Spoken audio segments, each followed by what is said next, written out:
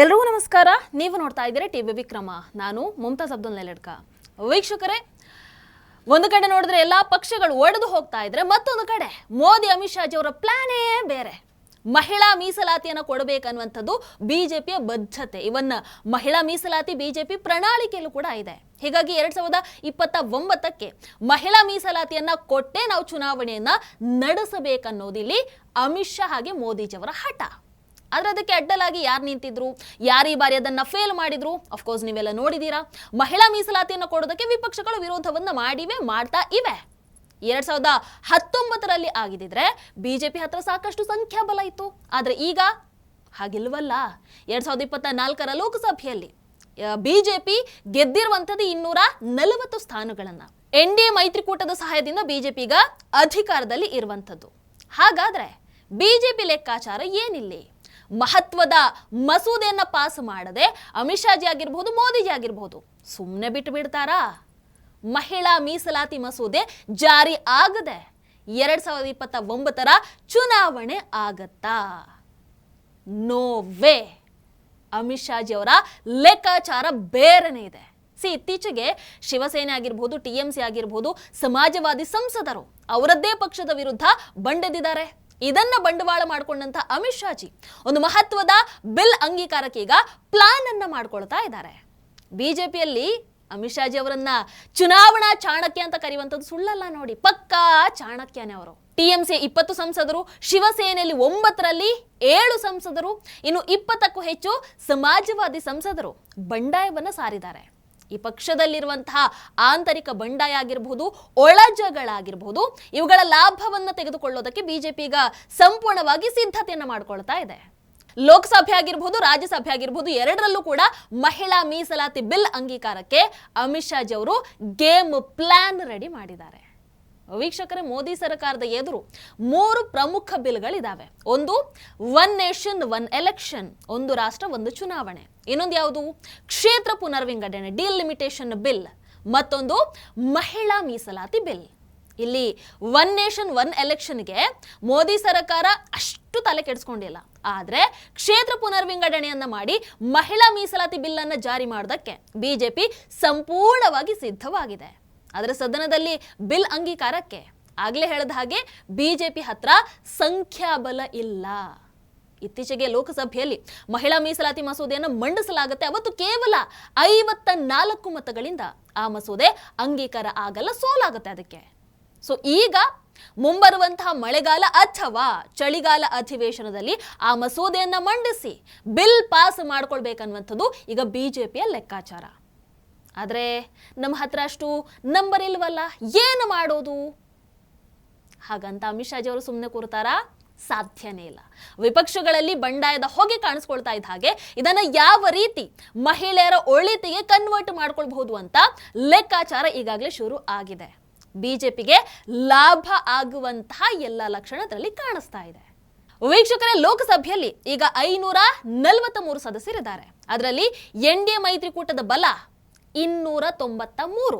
ನೋಡಿಲ್ಲಿ, ಯಾವುದೇ ಸಾಂವಿಧಾನಿಕ ತಿದ್ದುಪಡಿ ಮಸೂದೆ ಅಂಗೀಕಾರಕ್ಕೆ 3/2 ಬಹುಮತ ಬೇಕಾಗತ್ತೆ.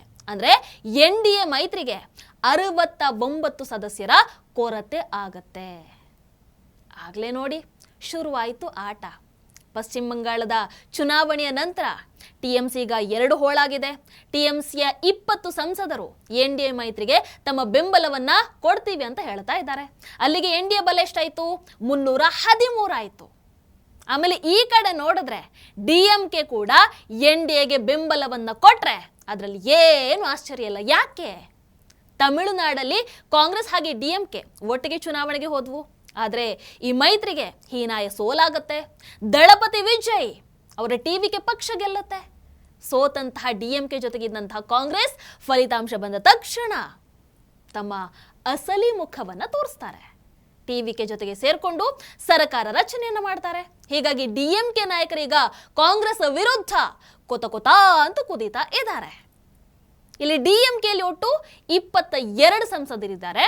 DMK ನಾಯಕರ ಜೊತೆಗೂ ಕೂಡ ಅಮಿತ್ ಶಾಜಿ ಮಾತಾಡ್ತಾ ಇದ್ದಾರಂತೆ.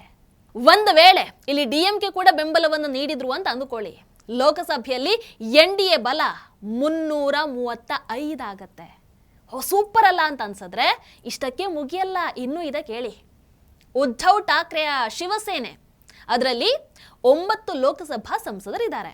ಅದರಲ್ಲಿ ಈಗ 7 ಸಂಸದರು ಬಂಡೆದಿದ್ದಾರೆ, ಶಿಂಧೆ ಬಣವನ್ನು ಸೇರ್ತಾರಂತೆ. ಈಗಾಗಲೇ ಒಂದು ಬಾರಿ ಭೇಟಿಯಾಗಿ ಮಾತುಕತೆ ಕೂಡ ನಡೆದಿದೆ.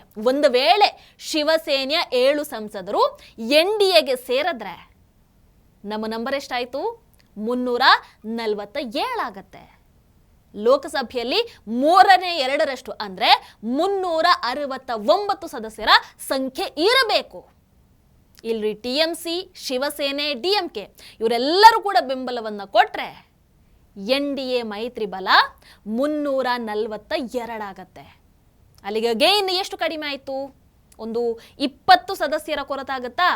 ಈ 20 ಸದಸ್ಯರ ಕೊರತೆಯನ್ನು ತುಂಬೋದಕ್ಕೆ ಸಣ್ಣ ಸಣ್ಣ ಪಕ್ಷಗಳ ಜೊತೆಗೆ ಅಮಿತ್ ಶಾಜಿ ಅವರು ಮಾತಾಡ್ತಾ ಇದ್ದಾರಂತೆ.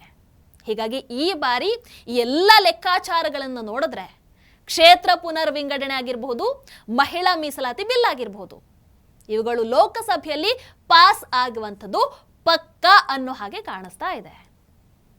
ಓಕೆ, ಇಲ್ಲಿ ಲೋಕಸಭೆ ಆಯಿತು. ಇನ್ನು ರಾಜ್ಯಸಭೆಯ ಕಥೆ ಏನು? ಲೋಕಸಭೆಯಲ್ಲಿ ಬಿಲ್ ಪಾಸ್ ಆಗಿ ರಾಜ್ಯಸಭೆಯಲ್ಲಿ ಅದಾಗದಿದ್ರೆ ಉಪಯೋಗ ಇಲ್ಲ ಅಲ್ವಾ? ನೋಡಿ, ರಾಜ್ಯಸಭೆಯಲ್ಲಿ ಈಗ 245 ಸದಸ್ಯರಿದ್ದಾರೆ. 3/2 ಅಂದ್ರೆ ಎಷ್ಟು? 163ರಿಂದ 164 ಅಂತ ಅಂದುಕೊಳ್ಳಿ. ಆದರೆ NDA ಹತ್ರ ಈಗ ಇರುವಂಥದ್ದು ಎಷ್ಟು? 148ರಿಂದ 150. ಅಂದ್ರೆ ರಾಜ್ಯಸಭೆಯಲ್ಲೂ ಕೂಡ ಬಿಲ್ ಪಾಸ್ ಮಾಡ್ಕೊಳ್ಳೋದಕ್ಕೆ ನಮಗೆ ಒಂದು 10ರಿಂದ 15 ಸ್ಥಾನದ ಕೊರತೆ ಇದೆ. ಜೂನ್ 18ನೇ ತಾರೀಕು ಈಗ 10 ರಾಜ್ಯಗಳಲ್ಲಿ ರಾಜ್ಯಸಭಾ ಸ್ಥಾನಕ್ಕೆ ಚುನಾವಣೆ ನಡೆಯುತ್ತೆ. ಅಲ್ಲಿ BJP ಹೆಚ್ಚು ಸ್ಥಾನ ಗೆಲ್ಲುವಂತಹ ಸಾಧ್ಯತೆ ಇದೆ. ಇನ್ನು DMK, TMC ಇವುಗಳ ಸದಸ್ಯರು ಬೆಂಬಲವನ್ನು ಕೊಡ್ತಾರಂತೆ. ಅಲ್ಲಿಗೆ ರಾಜ್ಯಸಭೆ ಕೂಡ ಪಾಸ್. ಲೋಕಸಭೆ, ರಾಜ್ಯಸಭೆ ಎರಡರಲ್ಲೂ ಕೂಡ ಬಿಲ್ ಪಾಸ್ ಆಗುವಂಥದ್ದು ಈ ಲೆಕ್ಕಾಚಾರಗಳನ್ನು ನೋಡಿದ್ರೆ ಆಲ್ಮೋಸ್ಟ್ ಖಚಿತ ಅಂತ ಹೇಳಬಹುದು. ವೀಕ್ಷಕರೇ, ಕಳೆದ ಬಾರಿ ಅಧಿವೇಶನದಲ್ಲಿ ಕ್ಷೇತ್ರ ಪುನರ್ ವಿಂಗಡಣೆ ಹಾಗೆ ಮಹಿಳಾ ಮೀಸಲಾತಿ ಬಿಲ್ ಮಂಡನೆ ಆಗಿತ್ತು. ಅವತ್ತು ಇದೇ ವಿಪಕ್ಷಗಳು ಈ ಬಿಲ್ಲನ್ನ ಸೋಲಿಸಿದ್ವು. ಆದ್ರೆ ಇವತ್ತು ಇದೇ ವಿಪಕ್ಷಗಳ ಬೆಂಬಲದಿಂದಾನೇ ಬಿಲ್ ಅಂಗೀಕಾರ ಆಗುವಂತ ಸಾಧ್ಯತೆ ಇದೆ. ಇದು ಅಮಿತ್ ಶಾಜಿ ಅವರ ರಾಜಕೀಯ ಲೆಕ್ಕಾಚಾರ. ಅಂದ್ರೆ ಈ ಮುಳ್ಳಿಂದಾನೇ ತೆಗೆಯುವುದು ಅಂತ ಹೇಳ್ತಾರಲ್ವಾ, ಅದಿದೆ ಅನ್ಸುತ್ತೆ. ಇಲ್ಲಿ ವಿಪಕ್ಷಗಳ ನಾಯಕರು ಏನು ಹೇಳ್ತಾ ಇದ್ದಾರೆ ಅಂತಂದ್ರೆ, ಮಹಿಳಾ ಮೀಸಲಾತಿ ಬಿಲ್ಗೆ ನಮ್ಮ ಯಾವುದೇ ವಿರೋಧ ಇಲ್ಲ, ಕ್ಷೇತ್ರ ಪುನರ್ ವಿಂಗಡಣೆ ಮಾತ್ರ ನಮ್ಮ ಸಮಸ್ಯೆ, ಅದಕ್ಕೆ ಮಾತ್ರ ನಾವು ವಿರೋಧವನ್ನು ವ್ಯಕ್ತಪಡಿಸ್ತಾ ಇರೋದು ಅಂತ. ಅದಕ್ಕೀಗ ಮೋದಿಜಿ ಏನ್ ಮಾಡಿದ್ರೆ ಒಂದು ಹೊಸ ಸೂತ್ರವನ್ನ ಮುಂದಿಟ್ಟಿದ್ದಾರೆ. ಏನು? ಎಲ್ಲಾ ಲೋಕಸಭಾ ಕ್ಷೇತ್ರಗಳ ವಿಂಗಡಣೆ ಮಾಡೋ ಬದಲು ಕೇವಲ 17 ಅಂದ್ರೆ ಜನಸಂಖ್ಯೆ ಹೆಚ್ಚಿರುವಂತಹ ಕ್ಷೇತ್ರಗಳನ್ನ ವಿಂಗಡಣೆ ಮಾಡಿ 543ರಿಂದ 824ಕ್ಕೆ ಲೋಕಸಭಾ ಸ್ಥಾನವನ್ನ ಹೆಚ್ಚಳ ಮಾಡುವಂಥದ್ದು. ಈ 170ರಲ್ಲೂ ಕೂಡ 2 ಹಂತದಲ್ಲಿ ಕ್ಷೇತ್ರ ವಿಂಗಡಣೆ ಆಗತ್ತೆ. 170 ಕ್ಷೇತ್ರಗಳ ಪೈಕಿ 59 ಕ್ಷೇತ್ರಗಳನ್ನ 2 ಹೋಳು ಮಾಡಿ ವಿಂಗಡಣೆ ಮಾಡುವಂಥದ್ದು. ಇನ್ನು ಉಳಿದಿರುವಂತಹ 111 ಕ್ಷೇತ್ರಗಳನ್ನ 3 ಭಾಗವಾಗಿ ವಿಂಗಡಣೆ ಮಾಡುವಂಥದ್ದು. ಪ್ರಧಾನಮಂತ್ರಿಗಳ ಆರ್ಥಿಕ ಸಲಹಾ ಮಂಡಳಿ ಈ ವರದಿಯನ್ನ ಶಿಫಾರಸು ಕೂಡ ಮಾಡಿದೆ ಅಂತೆ. ವೀಕ್ಷಕರು, 2023ರಲ್ಲಿ ಮೋದಿ ಸರ್ಕಾರ ನಾರಿ ಶಕ್ತಿ ವಂದನಾ ಅಧಿನಿಯಮ ಅಂತ ವಿಧೇಯಕವನ್ನ ಮಂಡಿಸುತ್ತೆ. 2 ಸದನದಲ್ಲಿ ಮಸೂದೆ ಅಂಗೀಕಾರ ಕೂಡ ಆಗುತ್ತೆ. ಈ ವಿಧೇಯಕದ ಪ್ರಕಾರ ಲೋಕಸಭೆ ಹಾಗೆ ವಿಧಾನಸಭೆಯಲ್ಲಿ 33% ಪ್ರಾತಿನಿಧ್ಯ ಹೆಣ್ಣು ಮಕ್ಕಳಿಗೆ ಸಿಗತ್ತೆ. ಮತ್ತೆ ಯಾಕೀಗ ಮತ್ತೆ ಮಸೂದೆ ಮಂಡನೆ ಮಾಡ್ತಾರೆ ಅಂತ ನೀವು ಕೇಳಿದ್ರೆ, ಮೊದಲು ಈ ವಿಧೇಯಕವನ್ನ ಲೋಕಸಭಾ ಕ್ಷೇತ್ರಗಳ ಪುನರ್ ವಿಂಗಡಣೆ ಮಾಡಿದ ನಂತರ 2027ರ ಜನಗಣತಿಯನ್ನ ಆಧಾರವಾಗಿಟ್ಕೊಂಡು ಈ ಕಾನೂನನ್ನ ಜಾರಿಗೆ ತರೋದಕ್ಕೆ ಸರ್ಕಾರ ನಿರ್ಣಯ ಮಾಡಿತ್ತು. ಆದ್ರೆ 2027ರ ಜನಗಣತಿಯನ್ನ ಆಧಾರವಾಗಿಟ್ಕೊಂಡು 2029ರ ಲೋಕಸಭಾ ಚುನಾವಣೆಗೆ ಈ ವಿಧೇಯಕ ಅಂಗೀಕಾರ ಮಾಡುವಂಥದ್ದು ಕಷ್ಟ. ಈಗ ಈವರೆಗೂ ಕೂಡ ಜನಗಣತಿ ಆರಂಭನೇ ಆಗಲಿಲ್ಲ. ನಾರಿ ಶಕ್ತಿ ವಂದನಾ ಅಧಿನಿಯಮಕ್ಕೆ ತಿದ್ದುಪಡಿಯನ್ನ ಮಾಡಿ 2011ರ ಜನಗಣತಿಯನ್ನ ಆಧಾರವಾಗಿಟ್ಕೊಂಡು ಮಹಿಳೆಯರಿಗೆ ಮೀಸಲಾತಿಯನ್ನ ನೀಡೋದು. ಇದರ ಜೊತೆಗೆ ಲೋಕಸಭಾ ಕ್ಷೇತ್ರಗಳ ಪುನರ್ ವಿಂಗಡಣೆ ತಿದ್ದುಪಡಿ ವಿಧೇಯಕ ಕೂಡ ಸರ್ಕಾರ ಒಪ್ಪಿಗೆಯನ್ನ ಪಡೆಯುತ್ತೆ. ಅಲ್ಲಿಗೆ ಮಹಿಳಾ ಮೀಸಲಾತಿಗಿದ್ದಂಥ ಆತಂಕ ನಿವಾರಣೆ ಆಗುತ್ತೆ. ಮೋದಿ ಅಮಿತ್ ಶಾಜಿ ಲೆಕ್ಕಾಚಾರದ ಹಾಗೆ ಕ್ಷೇತ್ರ ಪುನರ್ವಿಂಗಡಣೆ ವಿಧೇಯಕ ಅಂಗೀಕಾರ ಆದರೆ ಲೋಕಸಭಾ ಕ್ಷೇತ್ರಗಳ ಸಂಖ್ಯೆ 543ರಿಂದ 816ಕ್ಕೆ ಹೆಚ್ಚಳ ಆಗತ್ತೆ. ಈಗ ಲೋಕಸಭಾ ಕ್ಷೇತ್ರಗಳ ಸಂಖ್ಯೆ 543 ಇರುವಂಥದ್ದು, ಅದು 816ಕ್ಕೆ ಹೆಚ್ಚಳ ಆದರೆ 33% ಮಹಿಳಾ ಮೀಸಲಾತಿಯ ಪ್ರಕಾರ 269 ಕ್ಷೇತ್ರದಲ್ಲಿ ಮಹಿಳೆಯರಿಗೆ ಪ್ರಾತಿನಿಧ್ಯ ಸಿಗತ್ತೆ. ಬಟ್ ಇಂತಹ ಮಹತ್ವದ ಬಿಲ್ಗೆ ವಿಪಕ್ಷಗಳು ವಿರೋಧವನ್ನ ವ್ಯಕ್ತಪಡಿಸ್ತಾ ಇದೆ ಅಂತ ಹೇಳಿದ್ರೆ ಏನ್ ಹೇಳೋಣ? ಮಹಿಳಾ ವಿರೋಧಿ ಅಂತ ಹೇಳಿದ್ರೆ ಇನ್ನೇನು ಹೇಳೋದು? ಬಿಲ್ಲಲ್ಲಿ ಯಾವುದೇ ಆಕ್ಷೇಪದ ಅಂಶಗಳಿದ್ರೆ ಅಫ್ಕೋರ್ಸ್ ಅದನ್ನು ಚರ್ಚೆ ಮಾಡಲಿ, ಯಾರು ಬೇಡ ಅಂತಂದ್ರು? ಕ್ಷೇತ್ರ ಪುನರ್ವಿಂಗಡಣೆ ಓಕೆ, ಈ ಅಂಶದಲ್ಲಿ ನಮ್ಮ ವಿರೋಧ ಇದೆ ಹೇಳಿ ಅಲ್ಲ, ಯಾರು ಬೇಡ ಅಂತಂದ್ರು? ಅದನ್ನ ಬಿಟ್ಟು ಇಂತಹ ಮಹತ್ವದ ಬಿಲ್ಗಳನ್ನ ನಾವು ಒಪ್ಪೋದೇ ಇಲ್ಲ, ನಾವು ಸೋಲಿಸ್ತೀವಿ ಅಂತಂದ್ರೆ ಇದು ಮಹಿಳೆಯರಿಗೆ ಮಾಡುವಂತ ಅನ್ಯಾಯ ಅಲ್ವಾ? ಇದಕ್ಕಿಂತ ದೊಡ್ಡ ಅನ್ಯಾಯ ಬೇರೆ ಏನಾದರೂ ಇದೆಯಾ? ಹೀಗಾಗಿ ನಮ್ಮ ಅನಿಸಿಕೆ ಕ್ಷೇತ್ರ ಪುನರ್ವಿಂಗಡಣೆ ಆಗಬೇಕು, ಅದರ ಜೊತೆಗೆ ಮಹಿಳಾ ಮೀಸಲಾತಿಯನ್ನು ಕೂಡ ನೀಡಬೇಕು. ಈಗ ಈ ಜಿದ್ದಿಗೆ ಬಿದ್ದಿರುವಂತಹ ಮೋದಿ ಅಮಿತ್ ಶಾಜಿ ಅವರು ಬಂಡಾಯ ಎದ್ದಿರುವಂತಹ ಸಂಸದರನ್ನ ವಿಶ್ವಾಸಕ್ಕೆ ಪಡ್ಕೊಳ್ತಾ ಇದ್ದಾರೆ. ಅವರು ಸದನದಲ್ಲಿ ಇದ್ದೇ ಎನ್ಡಿಎಗೆ ವೋಟ್ ಹಾಕಲೇಬೇಕು ಅಂತೇನಿಲ್ಲ. ಮಸೂದೆ ಅಂಗೀಕಾರಕ್ಕೆ ಮತ ಹಾಕೋ ದಿನ ಗೈರಾದರೂ ಕೂಡ ಬಿಜೆಪಿಗೆ ಲಾಭನೇ. ಯಾಕಂದ್ರೆ ಸದನದಲ್ಲಿ ಹಾಜರಿದ್ದವರ ಸಂಖ್ಯೆ ಮೇಲೆ ಬಿಲ್ ಅಂಗೀಕಾರಕ್ಕೆ ಬಹುಮತ ನಿಗದಿ ಆಗತ್ತೆ. ಹೀಗಾಗಿ 2 ಮಹತ್ವದ ಬಿಲ್ ಅಂಗೀಕಾರಕ್ಕೆ ಅಮಿತ್ ಶಾಜಿ ಅವರು ಮಾಸ್ಟರ್ ಪ್ಲಾನ್ ಅನ್ನು ಮಾಡಿದ್ದಾರೆ.